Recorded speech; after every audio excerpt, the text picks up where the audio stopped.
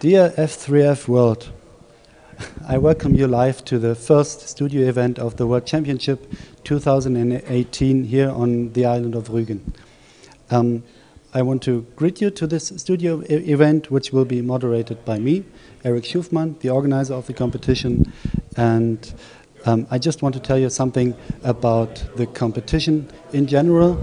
We have 63 participants from all over the world, from Venezuela to Australia, back to Iceland, to Spain, to Czech Republic, to the Ukraine, Germany of course, and many other countries, 21 in total. And we have 3 junior pilots from Spain, from the Ukraine, and from Poland who compete for the junior title, junior World Championship title, and of course the team trophy. Now you might wonder about the objects here on the table. These are the topics for today. The topics for today are the new trophies, the major contributions from the United States, from France, and we have a little secret about Australia here. So what's it gonna be? At first I would like to tell you about the junior trophy. The junior trophy is made by the design team of Andreas Fricke of France, a very good friend of the German organizers, and well, he works at Airbus. And well, what a great incident for a model pilot to work at Airbus. And he said, okay, yes, I'm going to design a junior trophy for the world. And well, it was obvious that they took a part of an Airbus to be the trophy, but that was not enough in the end. They added the extra bit of history behind the trophy. It's named after Antoine de Saint-Exupéry, a famous French pilot in the Second World War, and also the author of a very famous child book, The Little Prince. It is a well-known book in Germany and all over the world, and in France too, of course. And that's the perfect combination for this trophy. And I think it is very well designed. It has a wooden socket and an Airbus turbine blade from an Airbus A320, I think. There's a serial number on the back side, as you can see. Well, here. There's a serial number. It's an original one. But don't tell it to Airbus.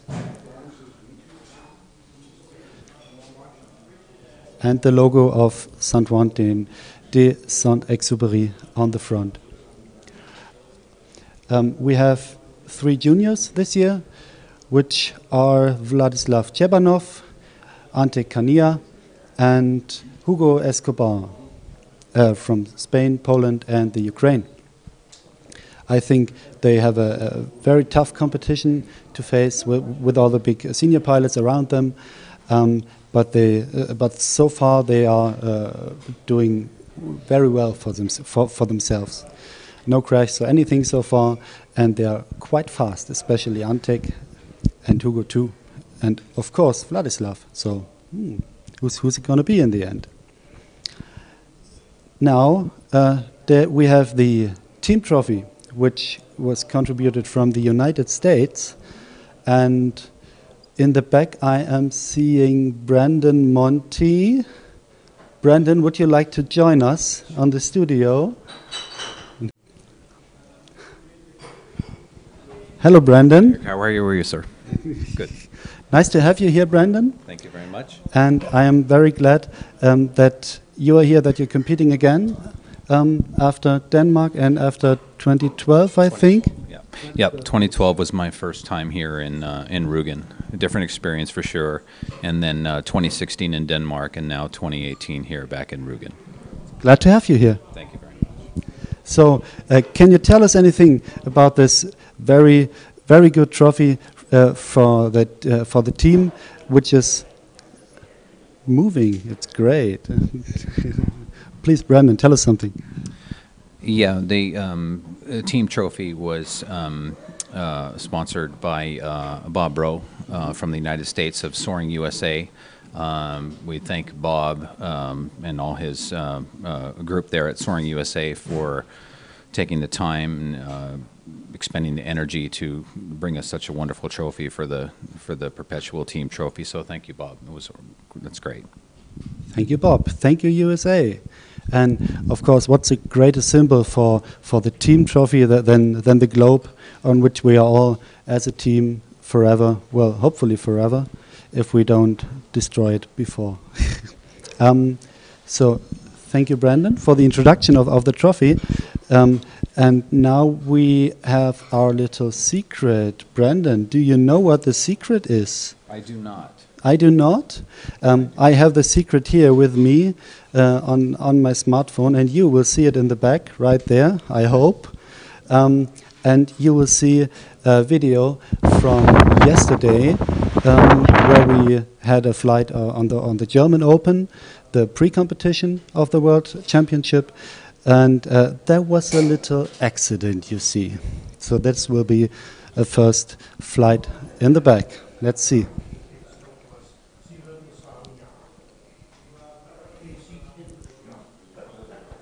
You see, it's a very windy day. It was the second day of our pre-competition. The first day was, well, not so good. We had 3/4 of a round on that day, and were very frightened that we couldn't finish the competition in time on the second day. But in Kreptitz there was so much wind that we managed to have three rounds and the last quarter of the round. Brandon, maybe you can tell us something about the conditions on the day. Yeah, yesterday was a bit difficult. We ended up at wind tunnels, and the conditions were. Whoa! Whoa! What happened there? The wind measurement device, it just vanished. Well, stuff happens at the competition. And, well, unfortunately, there was an Australian pilot involved, but nobody got hurt, and errors occur. It's nothing to worry about in the moment. And was it our only wind measurement device? As far as we know, yes. So that was a problem. But we managed to solve it. It's already on the way, and it will arrive here today, tomorrow, and we'll have another wind measurement device on Wednesday ready. Actually, two to not be in a situation like this again. So now, Brandon, let's have a look at the ranking of the first day. Maybe you can talk to us about the conditions of the day, and I have the ranking here. It was a very sunny day, wasn't it? Yeah, very sunny. It was. We had some cloud cover. I think we started out with around, I think it was maybe 18, 20 miles an hour, as we refer to in the U.S. Not sure what the conversion is, meters per second, but very difficult. The wind was crossed from the right, so that made things very difficult. Ballast was a huge concern, probably for all teams, but especially for us in the U.S. We didn't really know quite what to do. We don't do a lot of light wind training, at home. It's mostly, we're used to high compression slopes, and ballast choice is usually not a problem, but today was very, very difficult in the crosswind. So these are the conditions, and the standings after today are with Brandon. He is on rank 21 right now. As he said, it was very difficult to fly. And, well, if the conditions are not like that in the USA, it takes a lot of time to get used to this, I think. Yeah, and coming over here, it's not just the conditions that are the challenge. We travel a long way. It's very difficult for us to, transition into this type of environment. We're used to, 80 degrees on the coast, and we're wearing shorts and t-shirts, and over here it's different. You know, we have base layers on and we have jackets on and hats on, so that plays a big part into the equation. It's very difficult to transition and come over here and perform under those circumstances, especially with the world watching. So it's very difficult. Exactly, it's very difficult to plant an already grown tree, and he has to adapt to the environment. So that's what's happening here, and maybe that's why we see mainly European pilots on the front, which are the Austrians. On first place, Philipp Stary after round 1, Lukas Gaubatz on rank 2 with about 50 points behind, and Daniel Vltaski from Czech Republic with roughly 80 points behind Philipp Stary. The first German pilot is Siegfried Schädel with 2,815 points, so 85 points. The first French pilot, Pierre Rondel from France with 2,880 points. And directly afterwards, Sébastien Lannes with 2,869 points.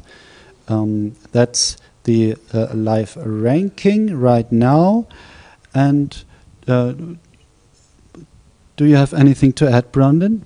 No, I do not. I just like to thank all our friends and the soaring community back in the U.S. for their support for what we do. So thank you. Exactly. And I would also like to thank all the helpers at the slope, who did a great job today. And with this, I say goodbye from the first live studio event of the World Championship F3F 2018 here on Rügen, and I welcome you to our show tomorrow. Thank you. Thank you.